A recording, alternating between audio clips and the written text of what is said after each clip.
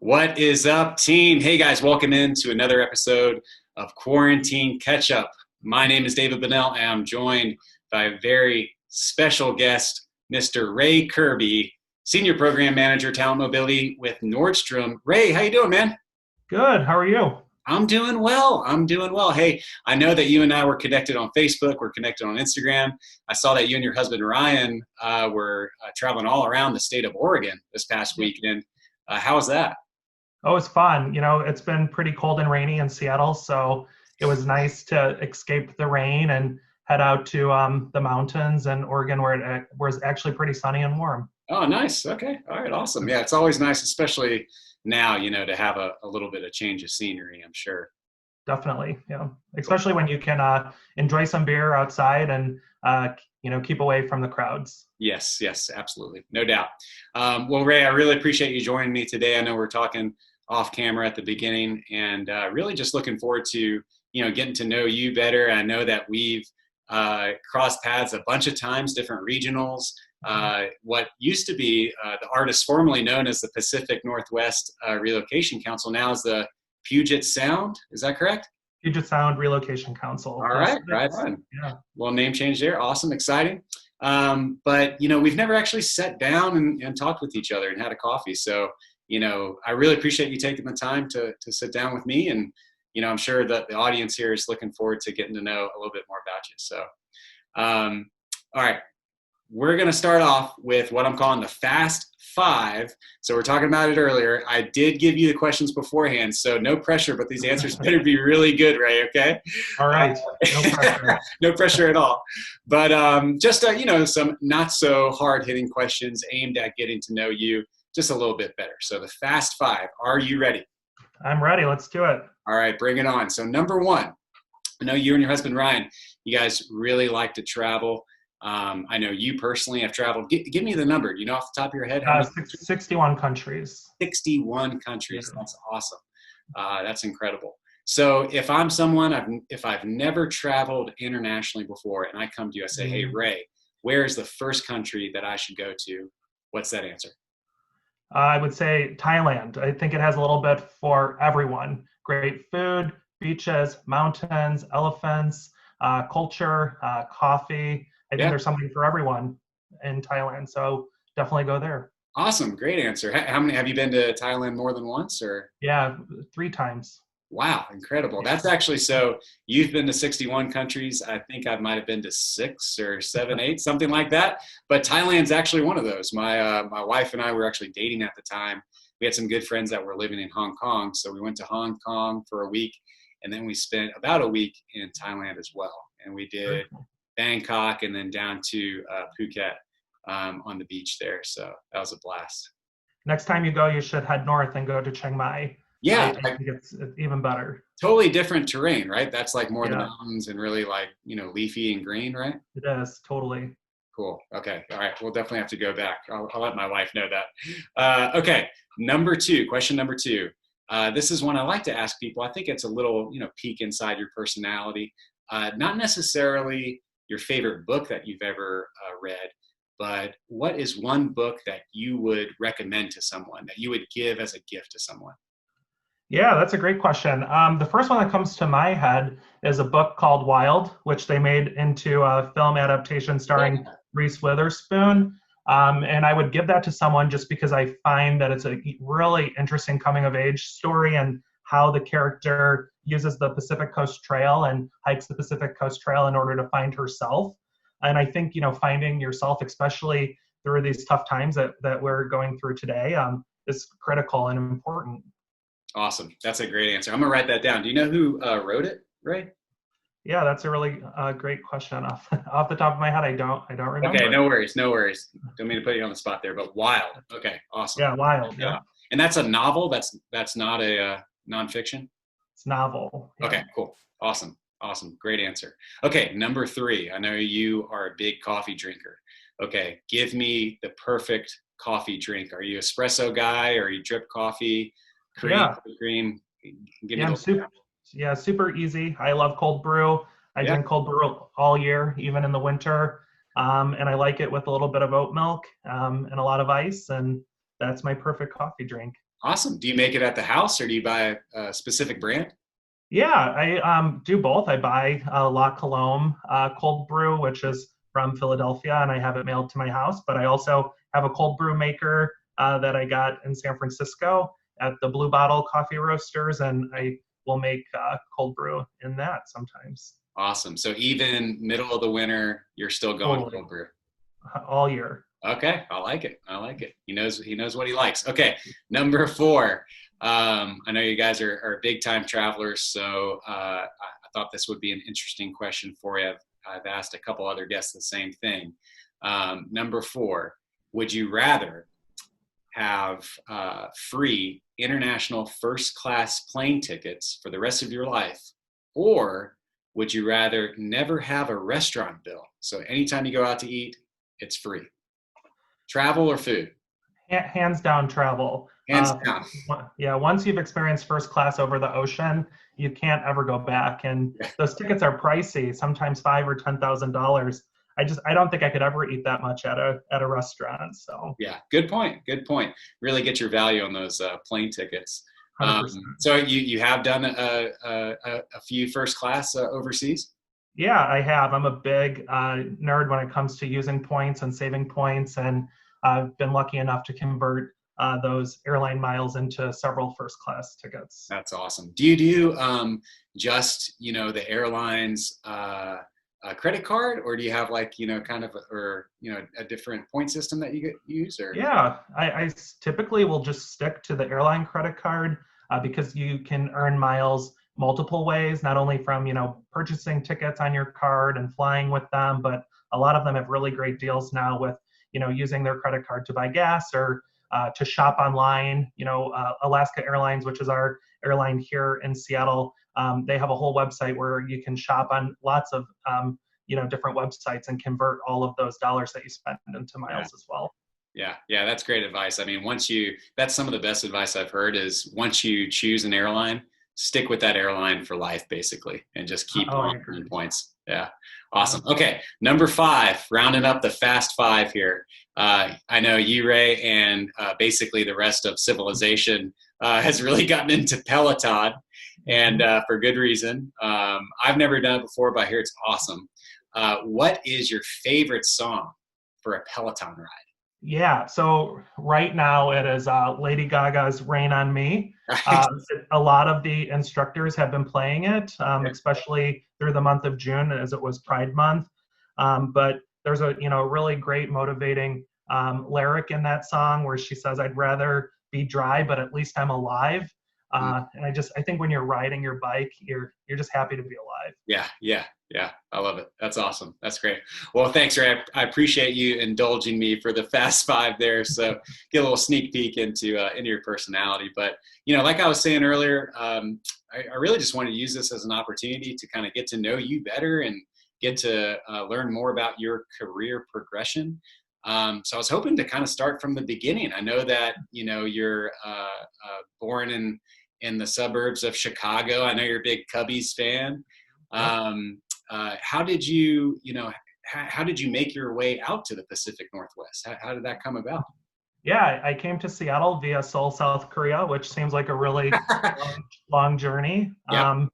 But I, finished graduate school in 2007. It was during the recession, so there was not a lot of job opportunities for someone who had a master's degree and no work experience.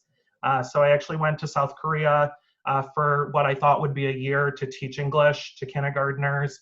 It turned into a 3-year stint, and I did a lot of things from teaching English to working on an English newspaper to developing curriculum for international schools. And the company that I was working for, they decided that they wanted to open an office in Seattle as kind of a gateway to train teachers in the US before they'd moved to South Korea. And so I came here with me and my 2 suitcases. I had never been here before, and I worked for them, and that was kind of the reason I came here, and kind of what kind of got me started also into mobility was that experience as well. Yeah. So, and obviously, going into the job market during a recession, not great timing.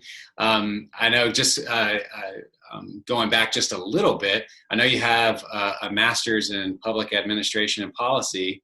I'm sure when you were entering that program, you probably would not have thought you would now be, in the exciting world of global mobility. What did at that time, kind of when you were going through that program, when you earned that degree, what were you thinking you would have liked to done with that? Yeah, so when I was in graduate school, I thought I would become a city administrator. So, working for like the city of Chicago, doing a lot of, city planning and urban development.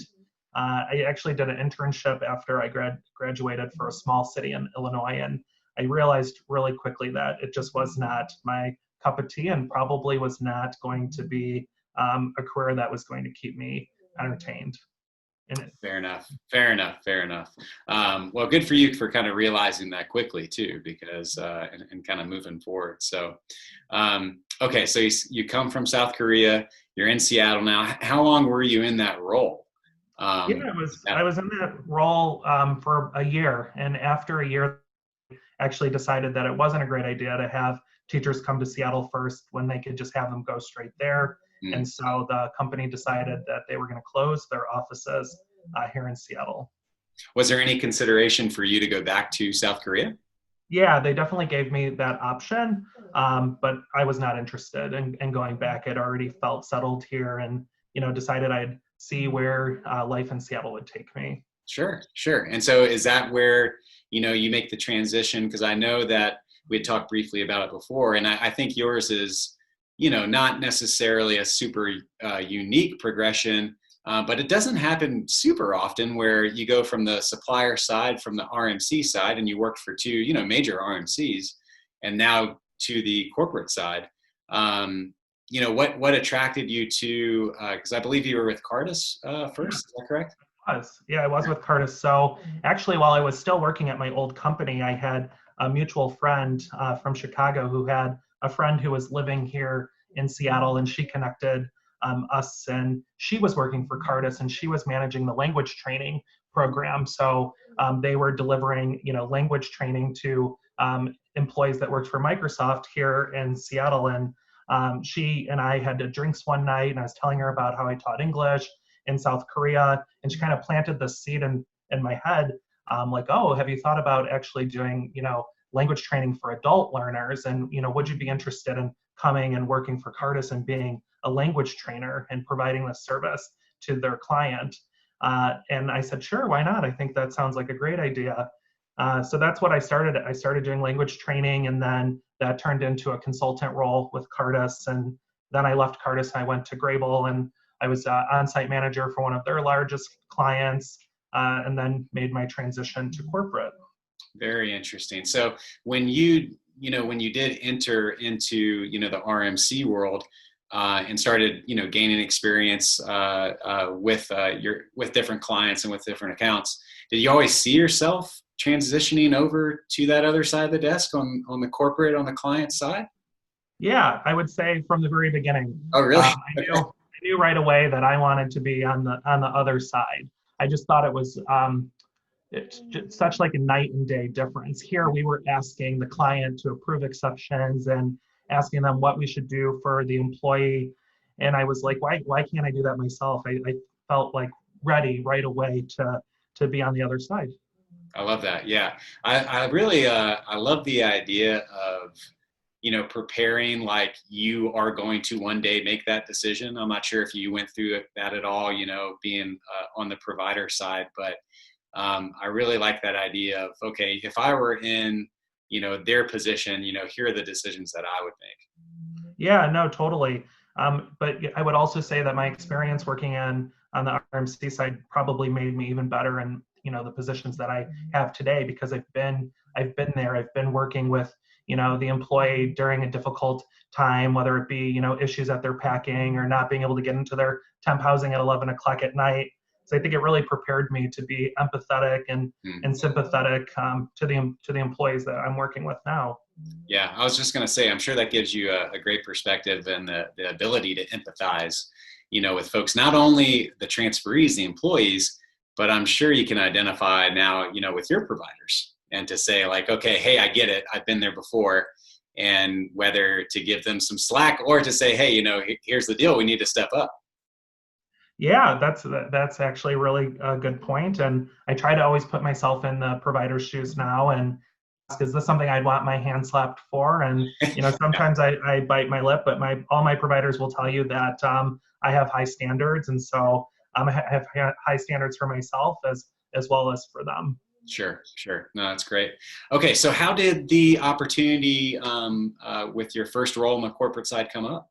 Yeah, so I was working for Grable, and I was the on-site manager for that particular client. And so I was on site with them every single day, living and breathing, their culture, working with their employees, working closely with the mobility team. So when there was an opportunity to move over to work on the corporate side for that company, I couldn't turn it down. It was just a great opportunity. It was exactly where I was in my career at the time and what I was ready for. So I took the leap and I went and did that. That's fantastic. I'm sure, Grable was, of course, sad to see you go, but I mean, that ultimately that's like the ultimate compliment, right? When a client would hire away one of their employees, I mean, they're obviously doing something right. Yeah, I think that's how they saw it. So. Well, that's good. That's great. Okay, so now transitioning into Nordstrom, what attracted you to the role with Nordstrom? Yeah, I would say 100% the company culture. I had worked at Amazon and I loved my experience there, but it was a little cutthroat and really competitive. And I had always been a customer of Nordstrom and always felt that the company culture really aligned with my own core values, and the way that they delivered service was how I envisioned delivering service through the relocation program. And so when the opportunity came up to join Nordstrom, it was an easy decision for me, and I've been really happy ever since. That's great. Is that in your opinion, should the service delivery of the relocation program, should that always reflect the culture of the overall organization?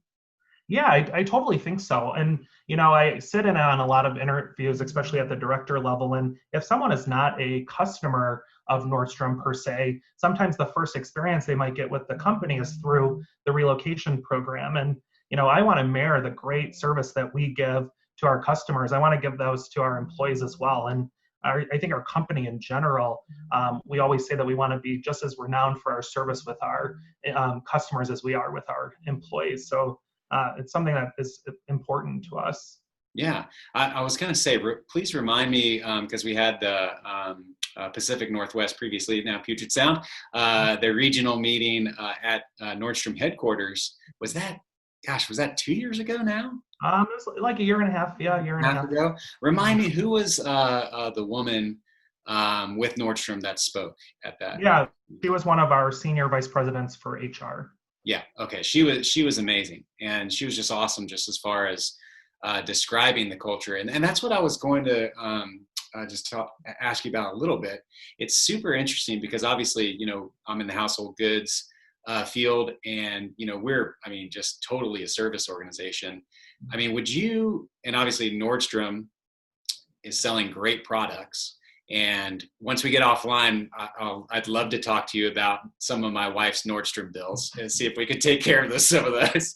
Joking. But do you think Nordstrom views itself as a service organization as well? Absolutely. That's exactly what we're delivering as a service as soon as you enter our doors. And I think we provide multiple opportunities for you to experience the services that we have, whether that be going into the e-bar, working with a stylist, or visiting a restaurant or a spa. I think service is number one. Yeah, that's fantastic. Really all about the customer experience, and that's something that we're seeing a lot as well. With people that we're moving, super emphasis on their experience. That's great, Ray. Thanks for going through that and your career progression. I really appreciate that. Just to kind of, tie a bow on that. I know that you've been really involved with, different regional groups, and especially now with the Puget Sound Relocation Council. What, drew you to that as far as, being more involved in the community? Yeah, absolutely. So when I first started going to the back then the Pacific Northwest Relocation Council, I realized that there were a lot of suppliers in the room, but that there weren't a lot of corporate Mm, attendees. And so I joined a committee, one of the corporate committees, right away, just to help really bring more corporates to the events, because I felt that there was so much value not only in the speakers, but building the community with those who live and breathe the same work that we do every day. And so that's really what got me interested, and why I'm still part of it today, is to really build the relationships. And I've met some of the best people I've ever worked with through those regional meetings, and a lot of those people have become my friends and have become providers that work on our account and work with my employees every day. mm, mm. And just really quickly, I'm on the board for the Houston Relocation Professionals. As someone on the corporate side, and it's been on both sides for you, give us some tips. Give all the regional groups some tips as far as how do we attract more corporates, increase corporate attendance. Yeah, that's a great question. I think that what we have found to be successful is really ensuring that the corporates feel like they have a place to be heard and an opportunity to give their opinion, and voice their concerns. And so we do a lot of listening, a lot of roundtables where we're highlighting corporate attendees, or giving the corporate attendees an opportunity to speak.